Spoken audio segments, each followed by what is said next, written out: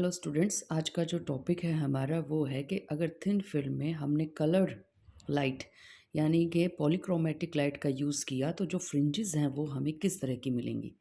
अब तक देखिएगा इंटरफेरेंस पैटर्न जो हमें मिल रहा था डार्क और ब्राइट फ्रिंजेस का मिल रहा था क्योंकि हमने मोनोक्रोमेटिक लाइट का यूज़ किया था।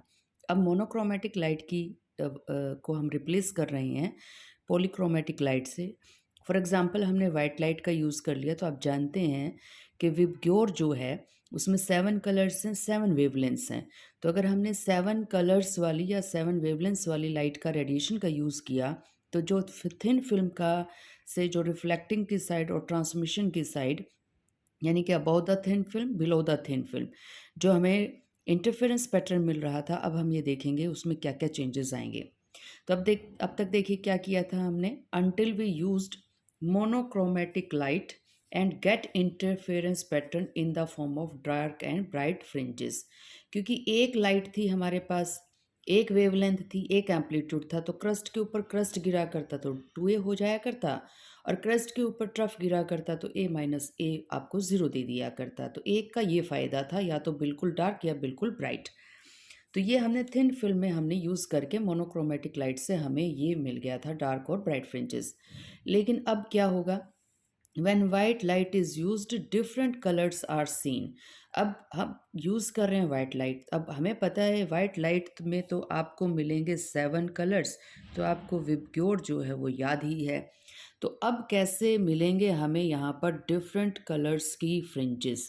तो हमें कलर्ड फ्रिंजेस अब मिलने वाली हैं। तो कलर्ड फ्रिंजेस क्यों मिल रही हैं, उनके पीछे का लॉजिक क्या है, वो देखिए किस तरह से हम 3 स्टेप्स के अंदर यहाँ पर समझने की कोशिश करेंगे। अब तक इंटरफेरेंस पैटर्न मिल रहा था ऊपर और नीचे, किस वजह से, रिफ्लेक्टेड रेज ऊपर की तरफ और ट्रांसमिटेड रेज नीचे की तरफ। तो अब तक देखिए क्या कर लिया हमने। As we know whether the interference pattern is obtained above और बिलो द थिन फिल्म। तो अबव तो मिल गया था रिफ्लेक्टेड रेज की वजह से और बिलो कहाँ मिल गया था, ट्रांसमिटेड रेज की वजह से। पाथ डिफरेंस दोनों केसेस में ये वाला फैक्टर बड़ा कॉमन था। रिफ्लेक्शन के केस में 2 mu t cos are plus में लैम्डा/2 ड्यू टू रिफ्लेक्शन ऐड हो गया था। लेकिन ट्रांसमिशन के केस में ये पार्ट डिफरेंस आपका 2 म्यू टी कोस आर ही रहा था। तो ये फैक्टर दोनों जगह आया था, चाहे वो आपको इंटरफेरेंस रिफ्लेक्शन की वजह से मिला हो, चाहे वो इंटरफेरेंस आपको ट्रांसमिशन की वजह से मिला हो। टू कांस्टेंट क्वांटिटी है, म्यू वेरिएबल है, मटेरियल चेंज कर दिया तो वेरी हो जाएगा। टी थिकनेस ऑफ फिल्म आपने यूनिफॉर्म रखी है, चेंजेबल है। थिन थिकनेस कम रखी है, थिकनेस ज़्यादा रखी है, टी की वैल्यू चेंज हो जाएगी। आपका आर जो है वो है एंगल ऑफ रिफ्लेक्शन। तो आप जानते हैं कि रिफ्लेक्शन का लॉ ये कहता है आई इज इक्वल टू आर। तो अगर आपने आई की वैल्यू को चेंज कर दिया तो r is going to be change. तो 3 फैक्टर्स हो गए ना हमारे पास। एक तो म्यू हो गया, मटेरियल के ऊपर डिपेंड कर गया, किसके मटेरियल के ऊपर, आपकी थिन फिल्म के मटेरियल के ऊपर। T thickness of the thin film, r क्या है, रेडिएशंस आपने किस एंगल ऑफ इंसिडेंस पे डाले उस एंगल से आपके एंगल आर पे इफेक्ट आ जाएगा, i is equal to r से। Are the factors on which path difference depends. तो हमारा फॉर्मूला था 2 mu t cos r. 2 mu t cos r के अंदर 3 वेरिएबल फैक्टर्स थे, तो इन्हीं तीनों के ऊपर हमारा डिपेंड करेगा कि हमें किस तरह की फ्रिंजेस हमें मिलने वाली है यहाँ पर।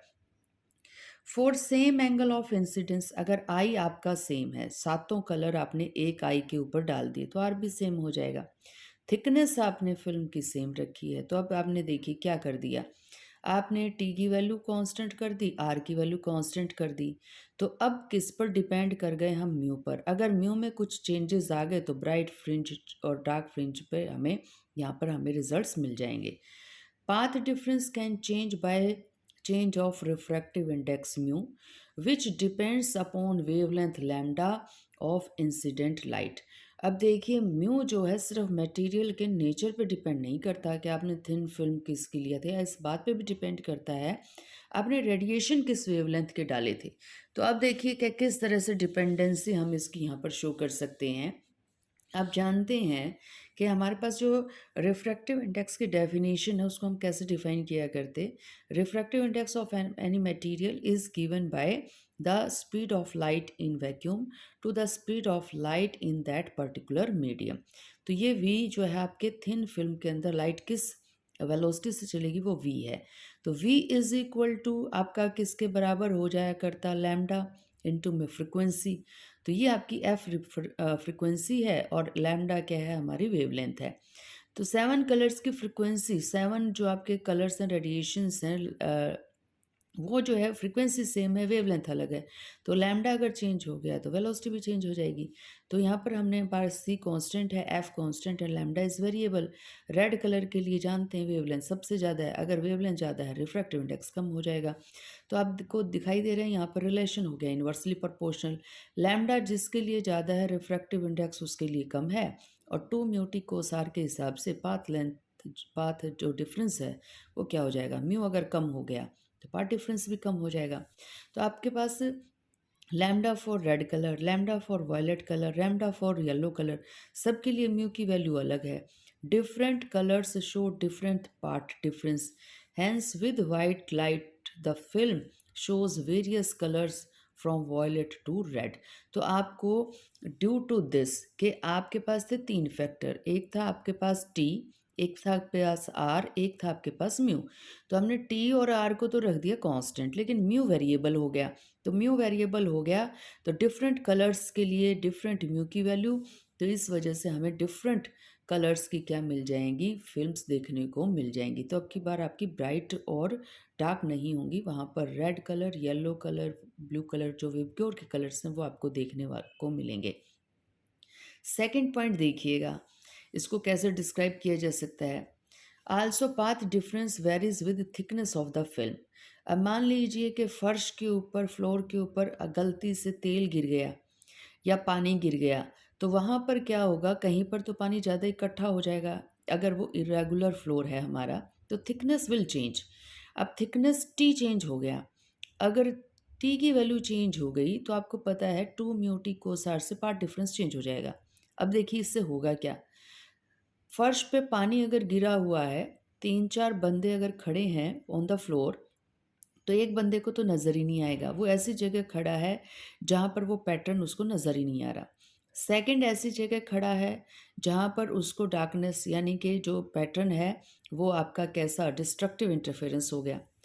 थर्ड ऐसी जगह खड़ा है कि उसको रेड कलर नज़र आ रहा है, कि वहाँ पे रेड कलर फोकस हो गया, इंटरफेरेंस रेड कलर का हो गया।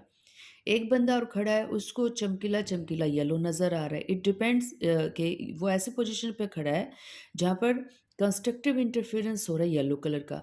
एक बंदा और खड़ा कर दीजिए थोड़े अलग पोजीशन के ऊपर, उसको वहाँ पर चमकीला चमकीला ग्रीन नज़र आ रहा है। तो इट मीन्स कि थिकनेस चेंज होती चली जाएगी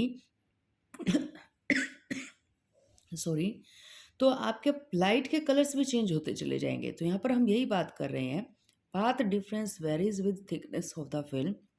If white light is incident on the same angle, आपने आई को सेम रखा, सेम हो जाएगा, passes through different thickness, अब थिकनेस अलग हो गई तो white light can be obtained. तो वहाँ पर वाइट लाइट भी ऑब्टेंड हो सकती है, डिफरेंट कलर्स भी ऑब्टेंड हो सकते हैं।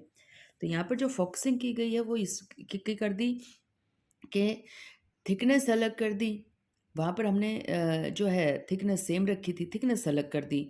तो थिकनेस अलग करने से एक पोजीशन के ऊपर सारे के सारे कलर मर्ज होते हुए भी आपको नज़र आ सकते हैं। उसके बाद देखिएगा थर्ड पॉइंट क्या है। अब तक हम क्या क्या चेंज कर चुके, कि हमने ये चेंज कर दिया कि आर जो है हमारा म्यू चेंज हो गया था। सेकंड केस में हमने किसको चेंज कर दिया, टी को चेंज कर दिया। तो पाथ डिफरेंस तो आर पे भी डिपेंड करता है, और आर किस पे डिपेंड करता है, आई के ऊपर। तो अब ये देख रहे हैं आप 3 वेरिएबल थे, तो इसी तरह से हमारे पास 3 फैक्टर्स हुए, तो 3 ही पॉइंट्स डिस्कस कर पाएंगे ना। So the film gives different colours varied from different directions with white light. तो अभी जो मैं आपको फ्लोर वाला दे रही ना, 5-6 बंदे अलग अलग पोजीशन पे खड़े कर दिए, तो उसके लिए आपके पास आर आई की वैल्यू अलग चेंज हो जाएगी, तो आर की वैल्यू चेंज हो जाएगी। तो इसलिए अलग अलग बंदे को अलग अलग कलर्स वहाँ पर क्या आ रहे हैं, नज़र आ रहे हैं। अब ये जो सेकंड पॉइंट था, सेकंड पॉइंट में ये कहा जा रहा है, फ्लोर पर अगर आपने वहाँ पर थिकनेस इरेगुलर है, पानी जो स्प्लिट हुआ है या जो ऑयल स्प्लिट हुआ है, तो अगर इरेगुलर फ्लोर है तो वहाँ पर आपको कलर्ड फिल्म की बजाय वहाँ पर आपको टी की वजह से थिकनेस वेरिएबल हो गई, तो वहाँ पर कुछ पोजीशंस ऐसी होंगी कि वहाँ पर सारे के सारे कलर्स आपके जा रहे होंगे। और आपको पता है व्हाइट लाइट अगर स्प्लिट हो रही है 7 कलर्स में, तो 7 कलर्स मिलके एक ही पॉइंट के ऊपर हमें क्या दे जाएँगे? व्हाइट लाइट भी दे जाएँगे। तो जब आप थिन फ़िल्म्स के ऊपर डाल रहे हैं व्हाइट लाइट, तो कलर प्रोडक्शन को आप 3 फैक्टर्स के अंदर डिवाइड कर लेंगे। आप उसका रिलेशन म्यू रिफ्रैक्टिव इंडेक्स के साथ बताएँगे, T thickness of the film के साथ बताएँगे, और एक और फैक्टर आपका रह गया है that is angle of reflection. और एंगल ऑफ रिफ्लेक्शन किस पर डिपेंड करेगा? एंगल ऑफ इंसिडेंस के ऊपर डिपेंड करेगा। तो जो फ़ॉर्मूला था 2 म्यू टी कोस आर, वहीं से हम इन तीनों फैक्टर्स को जो है डिफाइन कर सकते हैं। वहीं से हम बता पाएँगे कि कलर्ड फ़िल्म मिलने वाली है हमें, या हमें वहाँ पर मिक्स होकर व्हाइट लाइट जो 7 कलर्स हैं वो हमें व्हाइट लाइट दे जाएँगे।